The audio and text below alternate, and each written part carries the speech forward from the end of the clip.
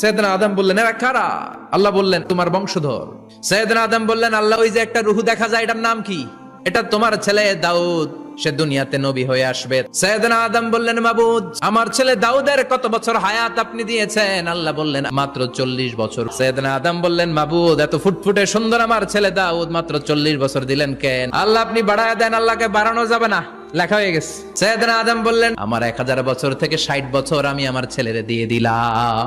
আর আদম আলাইহিস সালাম পেয়েছিলেন 1000 বছর, 60 কমে গেলে রইল কত? 940 বছর পৃথিবীতে থাকার পরে মালাকুল মাউত চলে এসেছে, এসে বলল জিইতু আন আকবাদা রূহাক, রূহ কবজ করতে আসছি।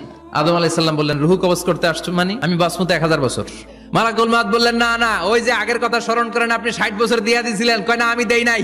মালাকুল মাউত বলে আল্লাহ ঘটনা দেখেন, দিয়া কয় দেই নাই। আল্লাহ কয় থাক কথা কইস না, আয়া পর। ভুলে গেছেন উনি। সেদিন থেকে আল কিতাব ওয়া শুহুদ মানে লিখে রাখার সিস্টেম আর সাক্ষীর সিস্টেম চালু হয়েছে।